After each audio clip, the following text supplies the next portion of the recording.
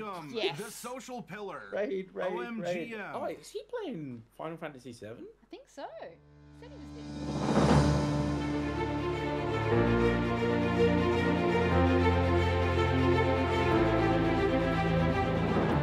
Hello everyone, welcome back to the Social Pillar. My name is Jared, also known as the GM Chef in some circles.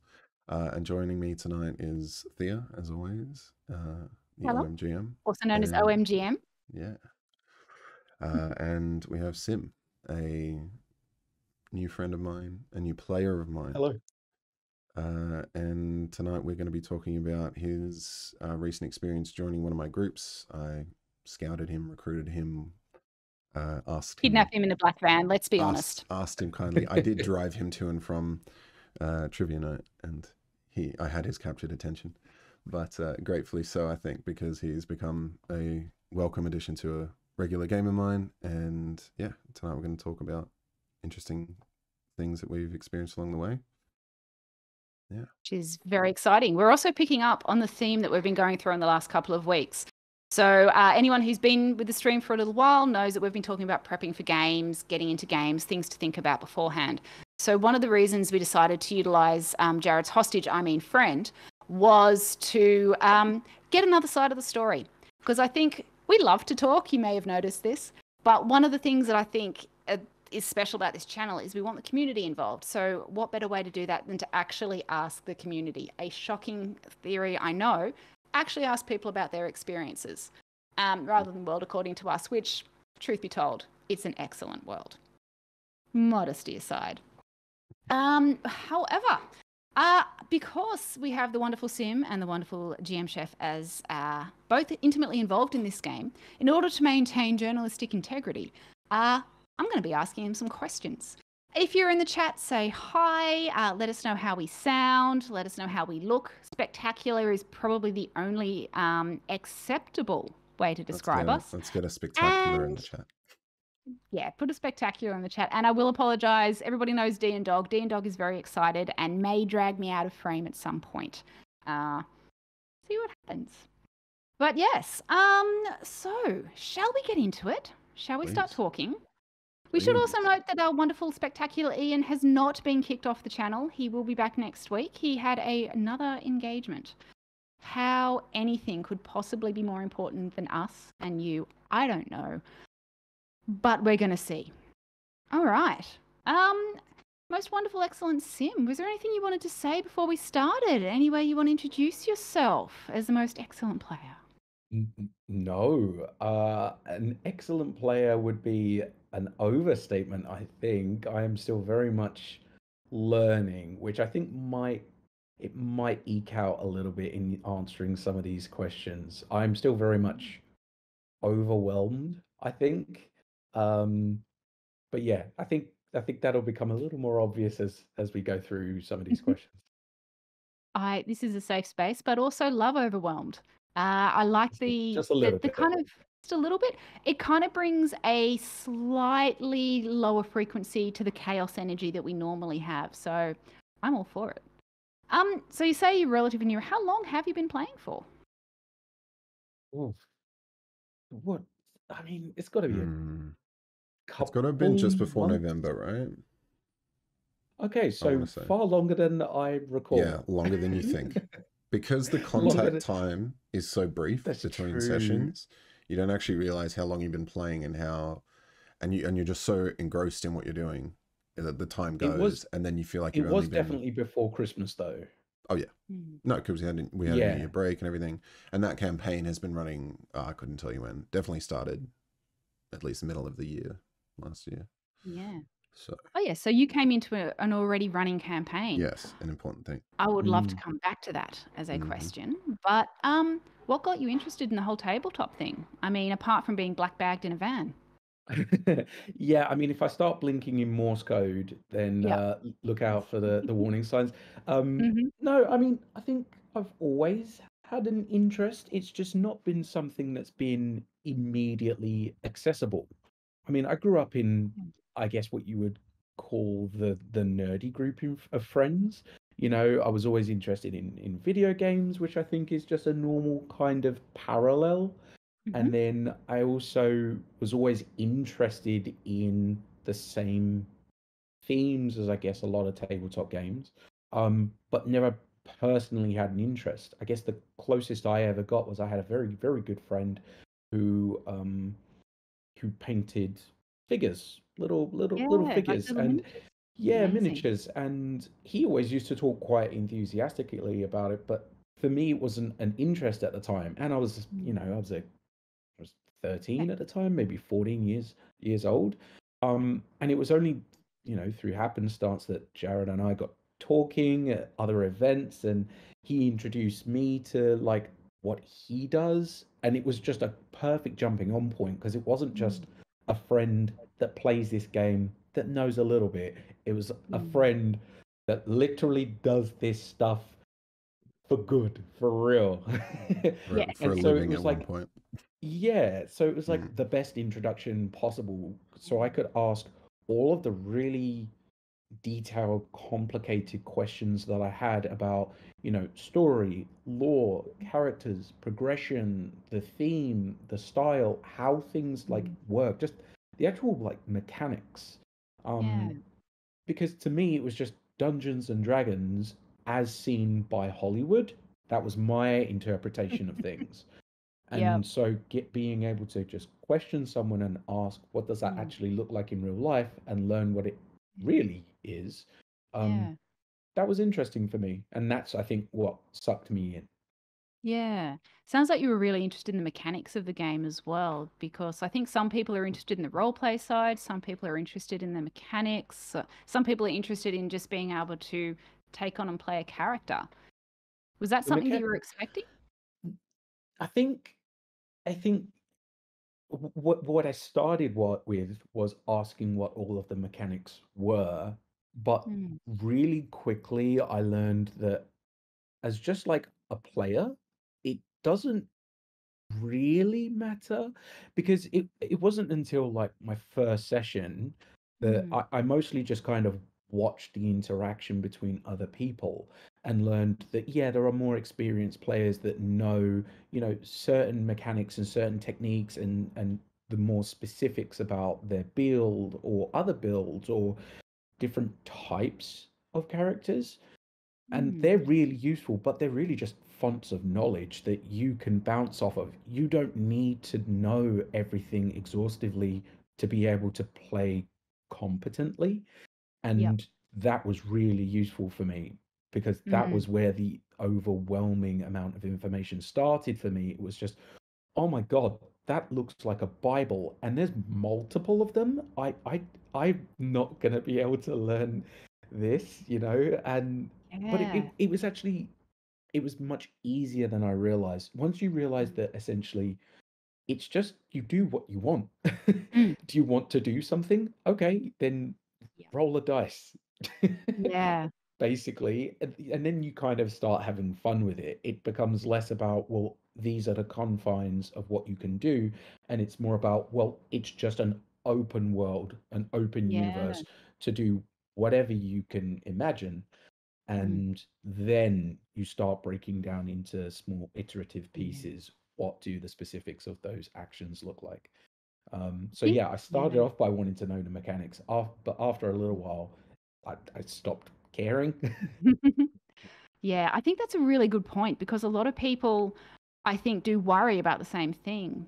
I don't know all the rules. I can look at the player's guide, all of these guides, which do look pretty intimidating. And it sounds like you were able to get into a game where that didn't have to be the most important thing. And that you had a DM who was open to, all right, let's see what we can do with that. Um, and I think that's something we've talked about as well, Jared, in previous chats, is having your style and how you use the rules.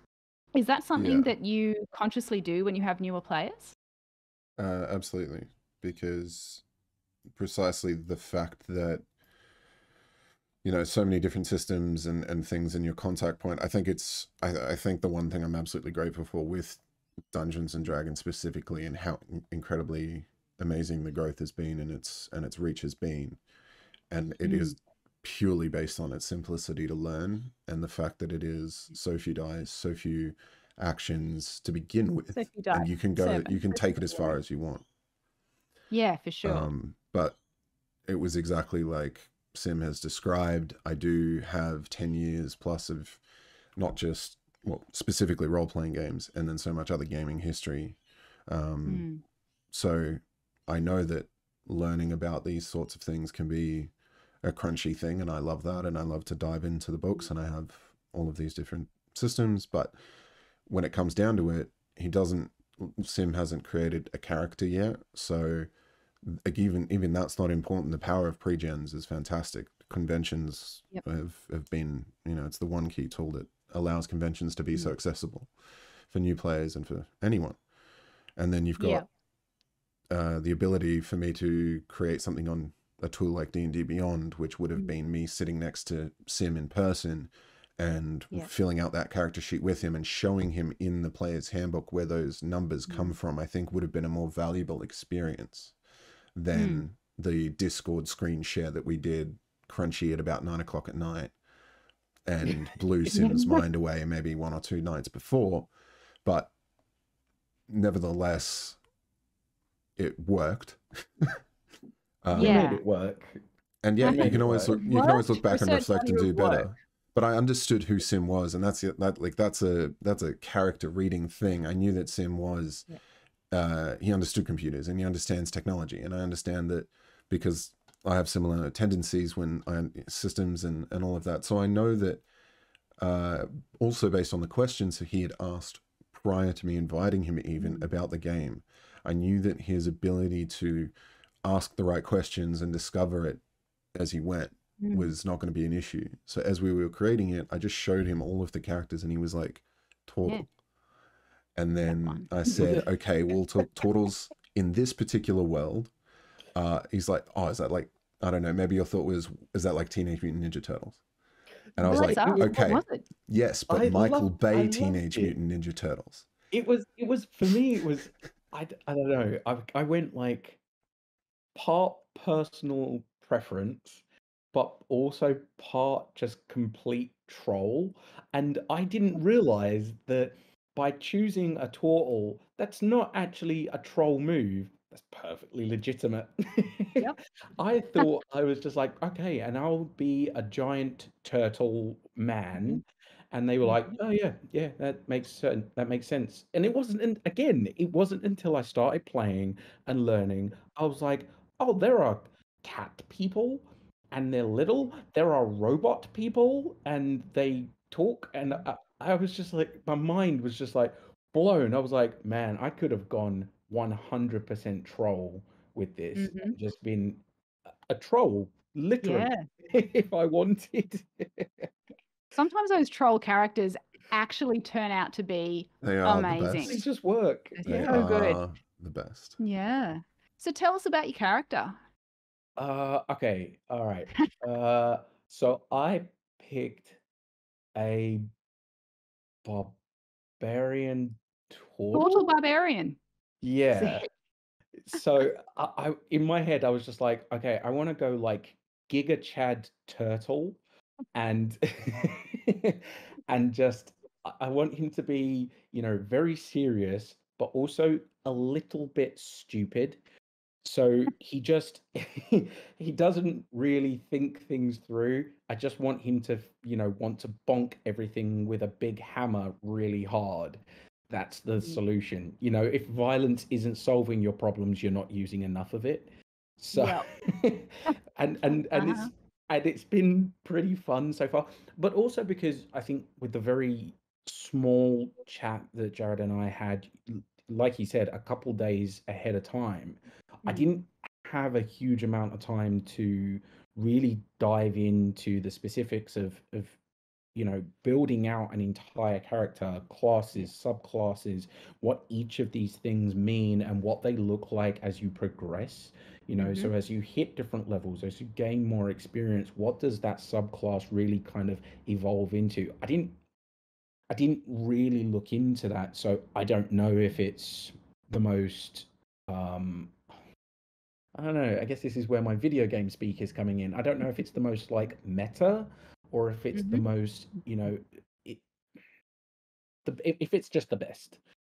But I Yeah. didn't really think It about wasn't it, and like I thought an optimized character, you're saying. It was one that you thought might be optimized. fun. That's Yeah. perfect. Optimize is Mm. exactly it. For me, it wasn't about, well, I want to get, maximum statistics, and I want to be able to get the most amount of it was just, okay, let's make what works for me. And this works, and it seems kind of fun. And I'm going to give him a really stupid name. So my barbarian turtle's name is Bod. Odd. Bod. Hmm. And what does Bod do? He bonks. You know Bod what? goes I'm already bonk. loving Bod so much. Hmm. So yeah, I'm enjoying it, and I think Yeah.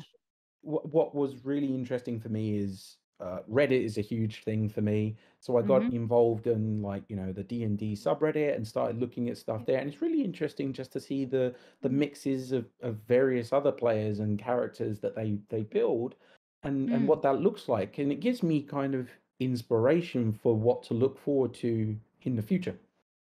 Yeah. So you Mm. think this is something you're going to stick with? Oh, I mean, yeah, like Hmm. the first session that I actually played, the introduction of my character was hilarious. And as soon as our session ended, I was just I was sucked in. I didn't want it Yep. to end. It was almost, again, it's like playing a video game. The only difference is a video game doesn't have, like adult real life consequences to deal with. If Yep. it's just me and the game's console. So if I Yeah. want to be around and play for an extra 2 hours, I'll play for an extra 2 hours. But when the session ended, I was like, I need more. I want Yep. more. How do I get more? Please, can I have more? Hmm. I The want more. addiction settles in. I Do you have loved Hmm. it. dice? Do you have multiple sets of dice? I do now. How did you get your dice, Sim? Yeah, how did I get my dice, Jared? I Yeah. gave them How to did you get Started your you. dice, Sim? I And I gave actually them Jared. to don't know him. the answer to this question. I'm just going Jared with everyone Jared else. has been very helpful and very I kind think and I very think it might generous. have been session 2 or 3. Hmm. I think by then I'd given him maybe 1 or 2 sets, and then I he had was two buying a sets. dice Maybe Yeah. tray, one or and then he two bought a sets. dice tray. That Yeah. was the first And thing then I he was had to just, buy. well, I was there and I was like, I think I need something to throw these dice on. And I've got like Mm. 3 different sets of dice, and this, I was like, where do I even put all of the all of Mhm. these? And Hmm. now I'd like to say that I'm a little bit involved, because then another player, he mentioned that people were ordering some customized, like, miniatures. What Mhm. was the website? Hero Hero Forge? Forge, not a Hero sponsor, Forge? but And I a was like, fantastic oh, tool. that sounds awesome. And so I looked at Yep. it, and that website is insane, by the way. Yeah.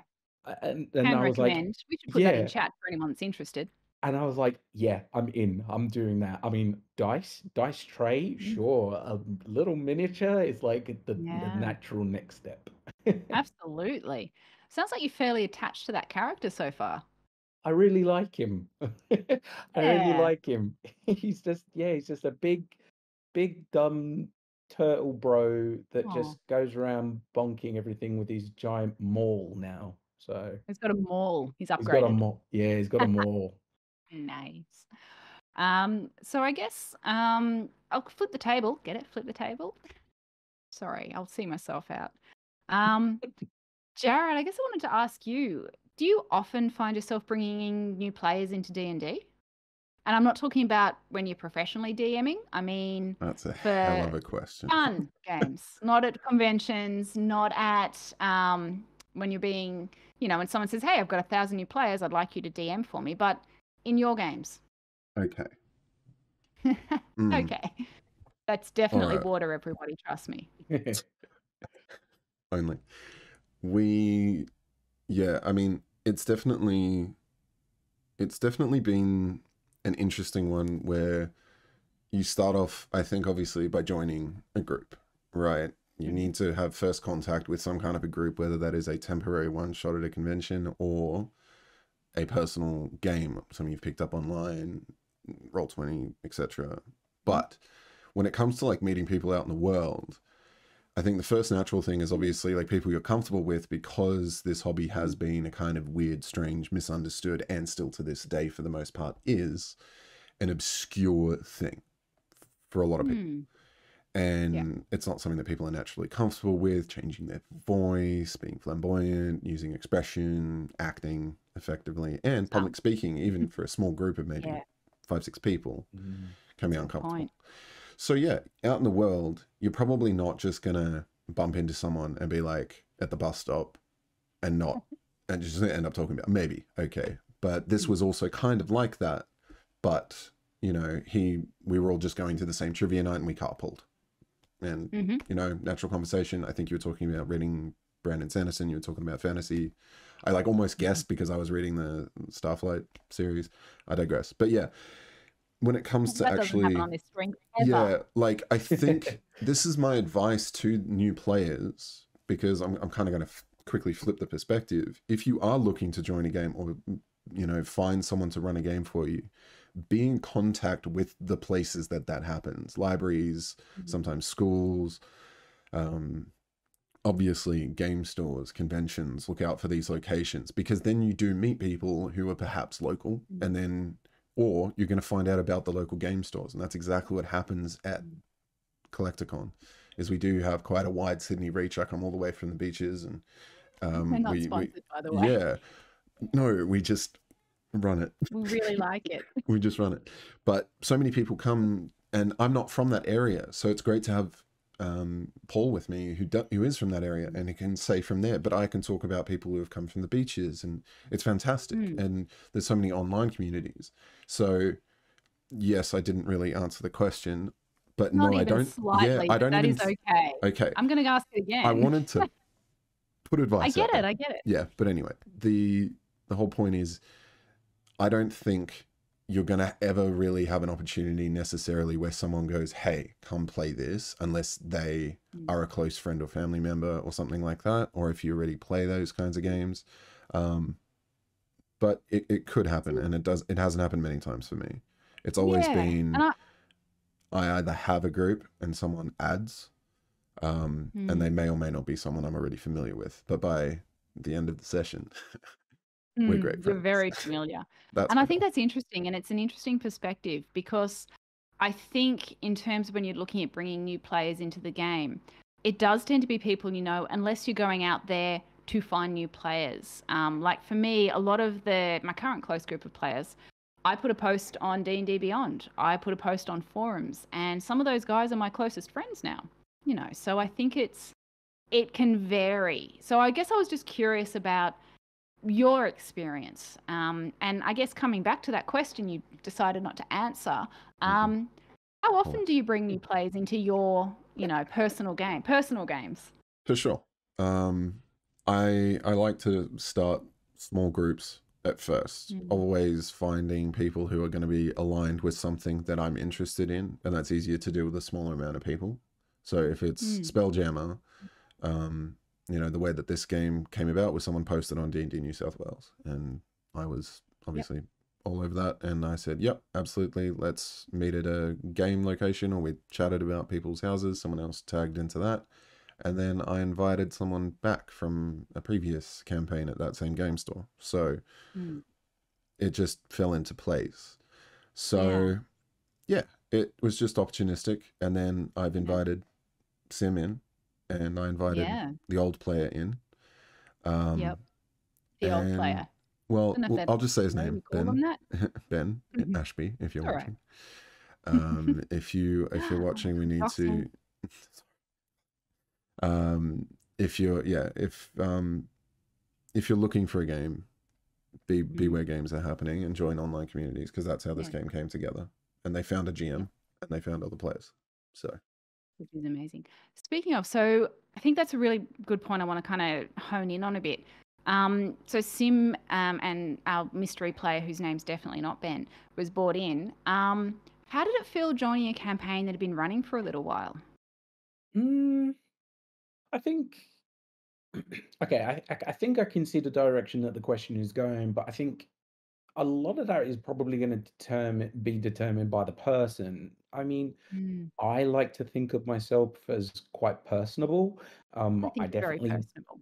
Thank you. Mm. I definitely bounce off of other people's personalities, Mm. and so I personally find it quite easy to get along with other people. So entering into a game with other people wasn't much of a worry for me. I'm not very shy in speaking, and so the public speaking aspect of that wasn't worrying for me. Mm. However, all of these things involved, I can definitely see why they would be a little bit daunting for some people. Mm. Because you might have an interest in the actual game itself, but really Mm. struggle with some of the social nuances that kind of come with Mm. I guess expressing yourself in that way, because a lot of it really is expressionism. A lot of it is, interpretation of your own personal beliefs, your feelings, Mm. where do you find the inspiration for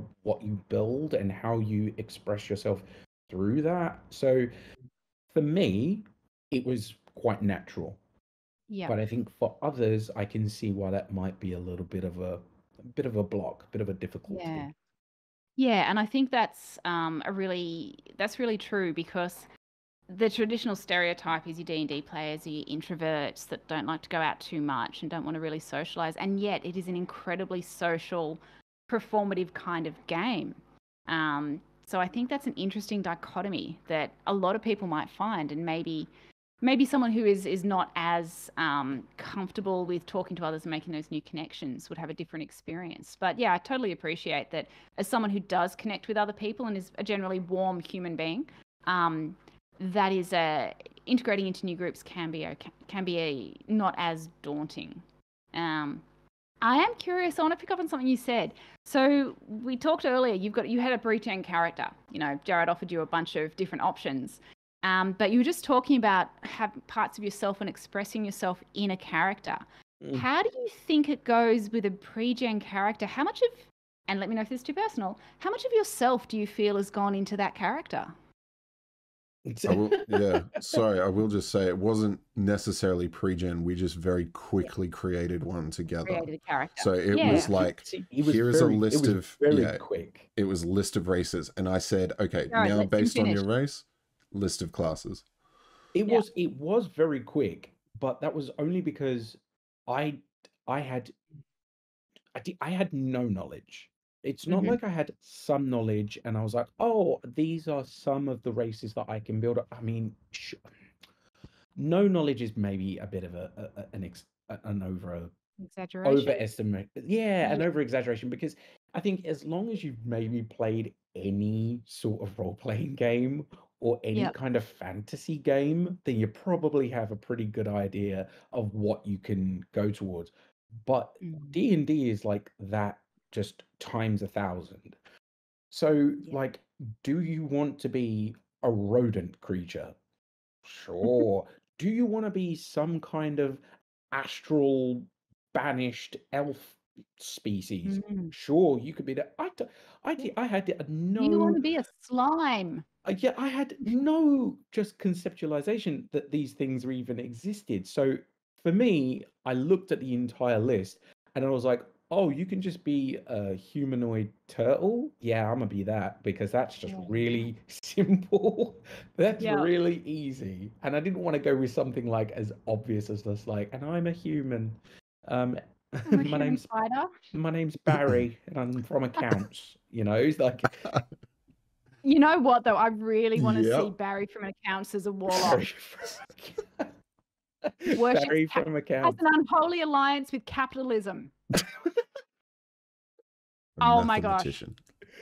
this You're has to be a welcome. thing. Yeah, thank you. Done. This is a thing.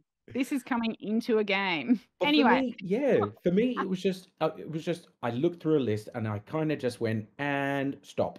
That'll do. yeah, I didn't go through the entire list. I still yeah, haven't looked at the entire list. I was just like, that'll do. Otherwise, I know I will overthink it. I know I will look at Mhm. it and I'll be like, oh, but what does this mean? And is this the right Yeah. character? And what do the rest of the players have? What Mm. kind of races are they? Is it going to be the same? Is it different? I just kind of didn't overthink it. I was like, let's just go Yep. barbarian. That's pretty Yep. straightforward. And let's just go turtle dude. That's pretty Yep. straightforward. It's that real And gut feel. yeah, and that was how it worked for me. So I don't Mm. think there wasn't a lot of feeling that went into it about like, okay, well, this is a personification of how I recognize certain thoughts or feelings of myself. It was Yep. really just kind of, this is quick and effective. And it really was, Mm. and Yeah. I think I was quite fortunate that I slipped into the mix quite well Mm. as well. Or maybe I'm Mm. overthinking that, and everyone that I'm playing with is actually just really lovely and accepted me quite well. I suspect that's probably very true. I can't imagine Jared having a group that was not lovely. Oh, Um, Here's a question to bring the mood down. How would you feel if that character was killed? I would be sad. Yeah. I would be sad. I would be sad because I don't I think it's an investment of time. Mm. Again, I think that's another aspect of the entire game that I never really considered. I just Mm. assumed that it was almost like reading a book, Yep. and that essentially it would run for the same average amount of time as a book would run, which Yep. isn't too far off. But books Mm. come in all different sizes. And so if you're reading a short story, then if your character was to develop over the course of a very short story, you probably Mm. form much less of a bond. But I would say, if you're looking at running a campaign that's going to run for months at this point, Mm. which to me seems like a long time as a new player, for me, I'm personally pretty invested Mm. enough at least to pay money for a miniature of my Yeah. character. So if that character then died, I'd be like, that kind of sucks. Mm. That's Yeah. pretty sad. I wouldn't want him Yeah. to die. I like him. He's got a personality. He's got a character. He's a little he's a guy. Yeah. Yeah, I don't want him to be gone. Yeah. So I think I would be personally upset by it. Mm. Um, but I create another character, I guess. Yeah. No, and the reason I asked that question is I had on the weekend I was running a game, my local library, brand new players. One of the characters rolled an at one, which meant that they killed the character of the brand new player. And it's an Mm. interesting thing. And I'm not sure if it's something that a lot of new players even think about coming in, is that I could lose my character so early. And I was just How curious did your that reaction. happen? How did that happen? Because How did that that happen? is, Yeah. yeah, well, I mean, that is something that we came Mm. across, and I just assumed, oh, HP hits zero, you Yeah. respawn, or someone can bring you back to life. Again, I think this is Yeah. kind of where I was like, okay, so how much of just an open imagination can you apply to this? Is this Mhm. a very hard and fast rule? Is this a mechanic? Or can you be like, and so this character ran over and performed, life-saving actions. Can you just do that? Or is it, Yeah. no, death is death, So, That's a really good and really interesting point. And I think it varies game to game. I'll tell you this story because I thought it was really interesting, and it's something to, I guess, yeah, it's an interesting story, and I want to tell it. So I was running a game, and so there was 5 players in the game. Um, it was a one shot, and there was a variety of levels. Now I'm happy to run multi-level games, so I had some first level characters, which is survival horror. Can't carry much, can't do much, don't have many oh, hit points. And some third level characters. And one of the effects that was going on was as an illusion, was a mind control psychic effect where you thought that your companions were actually the enemies you were fighting. And the character who was attacking rolled a nat 1 on their wisdom save. So absolutely no idea what they were doing, and then rolled a nat 20 on their attack on the first level character. What? With a warhammer. And they didn't roll max damage, but you double the dice, and that was enough to do 4 times what that character's max hit points were. Once you hit 3, it's even twice their max hit points. Twice. Insta death, no death saves. Whoa. Didn't knock the character out of the game. Yeah, it was, and they were thrilled when they rolled the nat 20. Everyone at the table was so happy, but I knew what had just happened, and I was like, oh no. How do you deliver that? Wow. Yeah. Like, so you thought you were attacking this particular awakened plant. Actually, it worked well for the story because they needed to move into a different plane to connect with, I'm going way too into the lore here, but they needed to move into a different plane to connect with a tree spirit, well, a nature spirit, an elemental, in order to save kidnapped children. Your princess is in another castle, but essentially they needed to save these kidnapped children who'd been taken by a cult. So I was able to use that character's death to be that connection. So I felt as a DM, I was able to give them a really interesting experience, and it tied into the story, and it was really good. And they came back as Treesus. Yeah. Which I may be going to hell for, but yeah, so that was how that happened. And it was interesting. So as a DM, I can sometimes I don't ignore rolls, I don't nerf creatures hugely. But if I have a new player, I will sometimes be more flexible with how I'm applying things because I want them to have fun. And I think that's a really important thing. I'm not going to ignore the rules completely, but I am definitely going to see what I can do to make sure that person still has a good experience. Hello, D and Dog. Which kind of ties around to what we're talking about. Are there things that you think about, Jared, when you've got new players coming in and you might be bringing them into a game that has some potentially character life-threatening consequences? Are there things that you think about? Absolutely. Yeah, you do have to consider someone's experience level for the type of difficulty you're running. Like, first and foremost, that's just encounter balance 101. Which I'm sure we'll talk about. It is. Well, no, because you decide what's cool and then realize, they'll be right. Yeah, fine. But it's exactly that, is you do have to set them up for, failure sometimes. And when they triumph, it's even more fantastic. So absolutely, you are putting these boundaries, obstacles, and those decisions are going to directly affect the experience that this new person is having. However, you can do that and still communicate. Again, comes back to it. As long as there's a conversation saying, hey, you're coming into this game at this level. I don't think we started him at level 1. I think that was too soft because I think everyone was 3 at that point. So what I was then doing, you're 5 now. Yeah. So maybe whatever.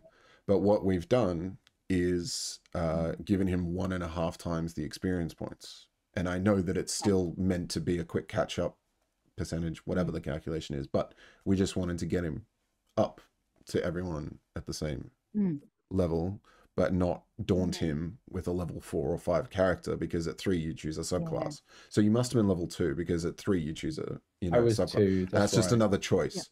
So that has to be a conscious decision, is how much of a character sheet, because in no sane game would I ever want to see a brand new player in front of a level 10 or even a level 5 for that matter character sheet. I think that's just too much, unless it is just a martial character that is just stronger or hits harder or more often or etc. Or beast does a thing, or as soon as you're tracking, then they get pretty complicated. Once you hit level 3, you start getting some extra attacks and actions. So it's interesting. I think I haven't always been the best about that. I may have occasionally bought in characters because I don't like to have characters that are so weak. I want them to be able to have stuff that is fun and they can do something epic. But you're right, that can make it quite complicated for new players, even if you're a monk, even if you're a fighter. Especially a monk. Yeah, monks are... I sometimes just Hardcore. don't worry about key points. You can have infinite key points when you've started. They may as well. Yeah. But I do digress. Yeah, okay. Was there anything else that, I guess, going back to our theme when we're talking about prep, is there anything else that you think about when you're bringing in new players? I know I've talked about an experience where I didn't do a session 0 with someone I brought in, and I found that was something that I don't ever want to not do again. Talk about double negatives. Absolutely. Yeah. I mean, Sim will maybe just bounce back and forth on that because I want to say that I perfectly recall me talking about safe gaming environment. That sort of introduce you to everyone. I tried to make it a welcoming experience. So, you do have to think of that. Like I've worked in hospitality pretty much straight out of high school, from corporate events to what I do now, customer service stuff and chefing, etc. So providing an experience has been my being for a very long time. And so D&D is my favorite way to do that. And I wouldn't want someone's first contact to be anything other than as hospitable and as warm and kind and welcoming and reassuring and nurturing and encouraging and all of the positivity things, because it should be this amazing, incredible thing. And that said, I've heard Adam Coble of Dungeon World, I want to say is his role-playing game, and has done streaming stuff. But his first contact, I remember him talking about, was his elder brother, and these were older teens and he was a younger teen, and they said, well, we don't really want you playing. And one day something happened, they were convinced to let him play, and they said, just so you know, in our campaign, doesn't matter what edition they were playing, we actually keep track of how many inter-party kills we personally have as a player. So how many times they have killed another player character. Now that would have been the nastiest thing to do to someone and not tell them. But they did tell him, and he agreed. And it was all out on the table, which is what we keep talking about. And so I think they let him play it. I don't know the end of the story, but we'll make it up as we go. Maybe 3, 4, 5 sessions in, and one day someone cut the rope as he was trying to climb up a cliff, and boom, racked off 1 kill for that player.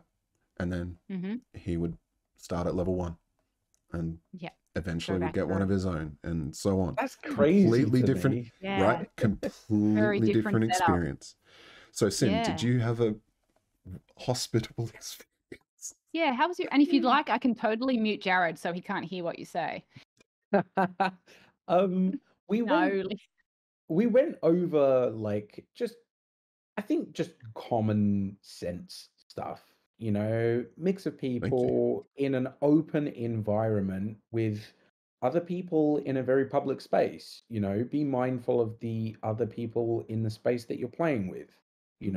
It's not just your house, it's not your games room, it's a public place where other people are also playing, so be mindful of what you're doing and what you're saying and how you conduct yourself, which I think should be common sense. But being a good human being, you mean? It's worth it's worth being mindful of. I think one of the things that really I think you guys have spoken before on, that really blindsided me, and I just, not because it was a shock, not because it was a bad experience, but because it just had never crossed my mind, was triggers.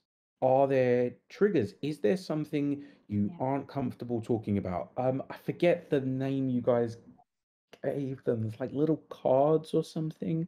The I'm X going card to say X system. cards. That might be That's something it. that Yes. DM Jared is a... Very, Are you sure you're not very sponsored? fan of. No, Yeah. no, he I remember you Yeah. handing these out and saying, if there's something you don't want to talk about or you're not happy with, you don't have to say, I don't like XYZ. You can just go and Uno reverse. So, and I was like, oh, of course. I guess when you're working and playing with such a diverse group of people and such a diverse universe, you could probably end up in some, scenarios or conversations that other people just don't want to get into, you know? And Mm, that doesn't have to be something as dire as abuse or racism or sexism. It, you know, not something just overtly offensive. It could just be something that someone is not okay with, and that's yeah. okay. You know, and of course, again, like I said, that was the part that shocked me. I was like, well, of course you Mm, need a way to communicate that. You know, of yeah. course you do. And I think that was the most surprising thing to me, and has continued to be a surprise because I've Yeah. found myself having to remind myself, you need to remember that that exists. You know, I think it's Okay. very easy to just kind of hear it once and then not remember it again. But Yeah. remember that those rules don't change. That space doesn't Mm, change. That concept doesn't change. You still need to be mindful every time. And just because something was fine before doesn't mean it will continue to be fine. And so having yeah. that forethought for other people, Mm. I think is probably very important. Yeah, I think you're really right there, and I think it's something that can come out of D&D and can or any tabletop and hopefully start spreading out in other interactions is remembering that. Is remembering to be mindful of other people and remembering to be mindful of what might be difficult for them, which I don't think we normally do. Well, we don't do often enough in our everyday interactions. So I appreciate you sharing that. But it sounds like Jared's intent on bringing you in and making you feel safe, like that psychological safety, sounds like he kind of achieved that. Would that be a fair? Yeah. Yeah, I'd Yeah. say so. I mean, obviously, we were friends before I was playing, Yeah. and Yeah. obviously that goes some way to, Mm. you know, navigating the experience, you know, like the introductory experience. Mm. Because I'm not showing up with a bunch of strangers that I've not met any of them. I at Yeah. least know one person, and that means that I Mm. can at least put my trust in that person to expect Yeah. that the rest of the people that I'll be playing with are decent people. Because if they Yeah. weren't, chances are they probably wouldn't be there. Yeah. That is a really interesting point that we should talk about again, trust in the DM and the kind of Yeah, that's the huge. responsibility that that has. Um, but that may be for another stream. Mm. Um, Sim, have you got any favorite moments since you've been playing? Anything that sort of sticks out? Something funny? I, No. yeah, I do. I like, and I don't know if this is just me, but Jared, we've only done it a handful of times, maybe two or three times, but it's, oh, what is it called? Something and wishes? Something and wishes. What is it Thousand called? wishes. Yeah, I really like that. I like it, you know, because it kind of is almost like an outro to the session. Mm-hmm. It's like an opportunity for you to kind of go, and scene. And what did you like about that? What did you think was good? Really good job Mm. on that thing. Or, you know, just kind of, you know, point out to someone else that you're playing with, I really like the way that you navigated that, or that was really Yeah. cool thinking. And I thought that that was personally one of my favorite parts. I mean, yeah, it's playing the game is obviously very enjoyable, but having this retrospective look at what you've Mm. just done at, on an analytical basis, I think is quite useful. Not for everybody, Mm. not everybody has to participate in that, but I personally really appreciate it because I think it's quite useful to look at it and go, this was actually something that I really liked about that. I'd like to do Mm. that again later, or I would Yeah. like to build on that in our next session. Mm. Or, hey, maybe you can actually just point out to someone that you were playing with that you really appreciated something that they did. And that's really going to give them a boost and want them to do more or better Yeah. or, you know, play and riff off that. And, you know, I Yeah. think that that helps build a bit of a relationship between the Yeah. players personally and not just their characters. That is amazingly wholesome and I love it. Jared, do you want to tell us I a bit can't about stop what that smiling. actually is? I can't Yeah, it's stop amazing. smiling. Oh my. Um, That was incredible. but I'm gonna, yeah, like, can you Um, tell us what that is? Because we haven't talked about that on stream before. yeah, absolutely. So I had picked up, I had watched a fellow Aussie streamer community content creator, Dreaded GM. Dreaded GM will I'll chuck it in the chat in a minute. But he has a beautiful approach to GMing and storytelling. But I watched one of his streams to conclusion one day, and he did giving props, I think he calls it. And it was very simple, and it was, okay, everybody say something cool that you think you did, and say something cool that you enjoyed that someone else did. And that way you're self-recognizing and recognizing something in others, because it's important to not only hear yourself, but hear it from other people, which I think is just incredible. And you can keep it as simple as that. Thank you for the link, Thea. Gotcha. But I have also picked up through just the journey that is learning constantly about GMing. So sorry, Sim, you are always going to be learning more about role playing. It doesn't stop. And if you ever try GMing, which good luck, sir. But you pick up other things along the way, and one of those was Stars and Wishes. So a similarly kind of intended product or system, sorry, not really a product. But something that someone had designed, and it was super, super simple in the way that you can take stars, which are cool things that you think happened, and you can just kind of slot props into that, giving props into that. And then there's wishes, and I love this because it's something I've sort of done, which is actually just asking people and having a conversation about, where do you think this should go? What would you like to see happen? And having that as another special conversation is incredible.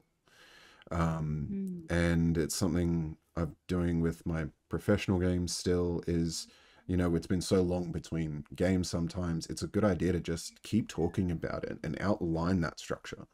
But having it session to session just builds, exactly as Sim said, the personal relationships. The people at the table are now recognizing each other and themselves and what they're capable of, and it's just positivity enhancing through and through. So super fantastic. Which is really, tool. I guess, what Amazing we're tool. about. Like, what the social pillars about is we want to build that positivity and and that comfort. We're starting to run out of time, but Regretfully. Sim, I guess probably one of the last questions I want to ask you is if, and it sounds like the stereotypical, but what would you tell new players? Like, what would you want new players to know, thinking on your experience? What All would the I things. tell? Do you know what? I think the best. I'm going to change your question a little Let's bit. do. I love I it. don't think it's advice that I would give to a new player. I think it's advice that I would give to just anyone, even people that aren't interested in playing Dungeons and Dragons, because I think that there is a preconceived idea of what it is, and I think that most people are probably wrong, and that they would enjoy it far more than they actually give it credit for. I while we were talking about how I got first introduced, I mentioned that a friend of mine, you know, painted miniatures. And I remember at the time, although he was interested in it, I wasn't. But that my view of Games Workshop was negative at the time. I thought, oh, that's where nerds go. That's where idiots go. This is so silly, who would want to play with these like silly little toys? And I was into video games. I wasn't like One of the some cool kids. super popular kid. I was just like a little nerd in my own little bubble. But Yeah. if I Your had own nerd. someone at the time just to introduce me to it and just say, well, don't discount it, just try. Because I was already playing video games that are essentially a parallel to the exact same thing. The only difference is you play it for real. You play it, you do it yourself. You get to make the game, you know? Yeah. I think that would be my advice. Try it. Like, think what you would want to see in a game, and then realize that once you get introduced to a session, that game really becomes anything that you want it to be. And if that appeals to you, then you're probably really going to enjoy it. Yeah. That's amazing. Thank you. We are running out of time, but I'm going to take some inspiration from what we were just talking about, and we're going to do stars and wishes. What we're gonna go with Sim first and then Jared. Oh, actually, yeah, we're gonna go that. What is something that you've really enjoyed about tonight? I think it's just been nice to be involved in an area that I hadn't ever considered. I wouldn't have expected that, I would be introduced to a game just on a part-time thing, just for fun, and then feel so influenced and kind of inspired by it that I'd get kind of invited to share my own personal thoughts and feelings on the game. And again, I think that this is really just instilling in me more of an excitement and an enthusiasm for it. And I mean, I'm not going to be going out and spending hundreds of dollars on those giant books. I'm just saying. But I am Yes. certainly very, I'm certainly very invested, and I would love to know more. I'd love to know more. I'd love to do more. I'd love to play more. I mean, getting in person gets more and more difficult, especially as an adult with like responsibilities and stuff. All the Um, adulting. Yep. yeah, Yeah. but I find time to come home and play PlayStation. I'd love to find time to come home and play an online session with people. So, it's something that I'm considering and something that I'd like to do moving forward. But yeah, I think that's what I've enjoyed about today. Yeah. Certainly enjoyed having you. Jared, what you enjoyed about tonight? Uh, in the shortest, briefest way, Sim's In the, perspective has been yeah. so enlightening. Because how often is it that a GM and a player, I knew this was going to be so fantastic. My heart is just singing. Because how often is it that a new player or a GM gets to actually get feedback like this, actually gets to know that they did a good job? Because it can be all kinds of experiences, from horrendous gatekeeping to bullying to just gaslighting and just strange social dynamics. When you get into a group, you don't know what you're in for. And I not only feel grateful that Sim was welcome and trusted me and took to it like a duck to water, so that was easy, but that I have hopefully given him the tools and the understanding to spread that further into the community, because I know he's going to end up playing a second or third game. I may or may not be involved in some capacity. I wasn't already mentally checking my calendar for what night of the week we can do that online game. I'll DM it, I swear. I I'll also do it. run online games. Hold me Just back. saying. Anyway. So yeah, just Sim's perspective and just having a deep sense of understanding that yeah, I do put the effort in to try and take care of my players and their experience, and that it is understood, recognized, and taken on board. Yeah, so thank you for joining us, Sim, because this has been utterly enjoyable and fantastic. Thank you for having me. Yeah, I've enjoyed both of you are such wonderful human beings. And it's been really lovely hearing about your experiences and hearing about how you came together and how you're getting into this hobby, as addictive as it is. We are running out of time. D and Dog is getting more demanding of my time. I'm not sure how much of him is visible, but there's a lot of D and Dog going on.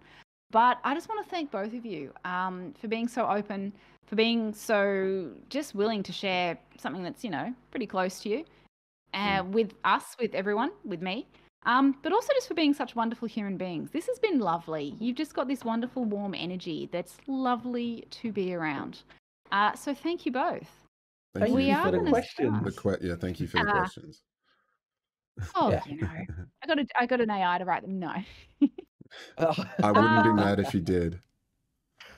We will be back next week. We are going to wrap up this evening. Thank you, everyone in chat. I have seen you lurking.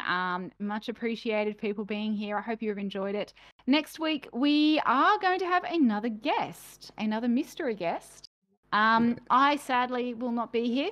I will miss you all terribly, but I'm running D&D. So it's going to be fine. Excuse. The only acceptable excuse. I love you, Ian. Yeah. Thank you, everybody in chat, for hanging around. Thank you, Sim. Thank you, Jared. Jared. That's a strange way to say your name.